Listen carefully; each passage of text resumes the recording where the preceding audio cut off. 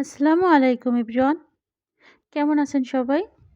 আশা রাখি আল্লাহ পাক সবাইকে সুস্থ রাখছেন, ভালো রাখছেন। আল্লাহ পাকের অশেষ রহমতে আপনাদের সকলের দোয়ায় আমরাও বেশ ভালো আছি।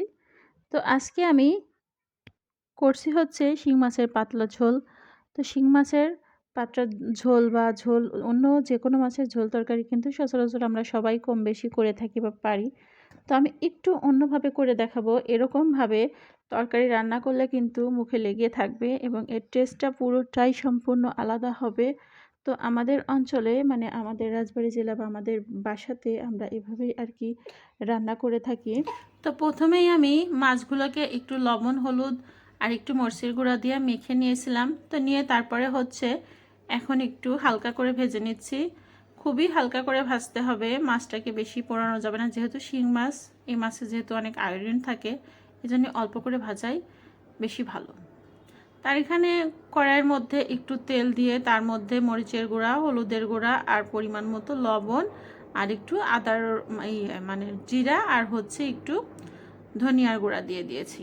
তো দিয়ে মশলাটাকে আমি বেশ ভালোভাবে কষায় নিচ্ছি। এখানে আদা রসুনটা আমি ব্যবহার করি নাই।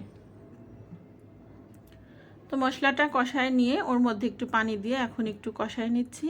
তো নিয়ে মশলাটায় যে বলক চলে আসছে, তো এ পর্যায়ে আর কি আমি এখন দিয়ে দিচ্ছি হচ্ছে সবজিগুলা।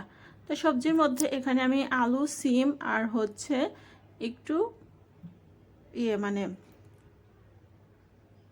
সিম ব্যবহার করছি, আলু, সিম আর ফুলকপি ব্যবহার করছি।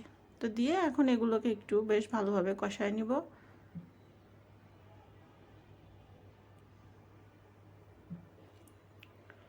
তো আমার কষানো প্রায় হয়ে আসছে।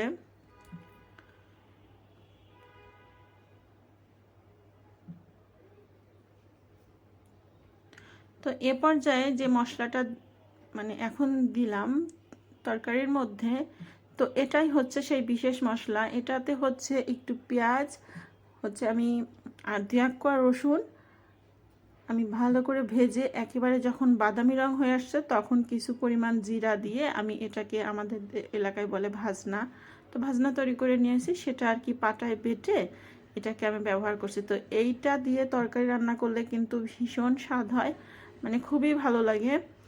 তো দিয়ে তারপরে আর কি ঝোলের পানি দিয়ে দিয়েছি, দিয়ে এখন হচ্ছে মাছগুলোকে দিয়ে আর কি বলক উঠায় নিব। তো বলক উঠে আসছে, এ পর্যায়ে আমি একটু ধনিয়া পাতা দিয়ে আর কি নামাই নিব। তোমার শিং মাছের পাতলা ঝোল কিন্তু রেডি। তো এরকমভাবে খেয়ে দেখবেন, খুবই টেস্ট হয়, খুবই ভালো লাগে।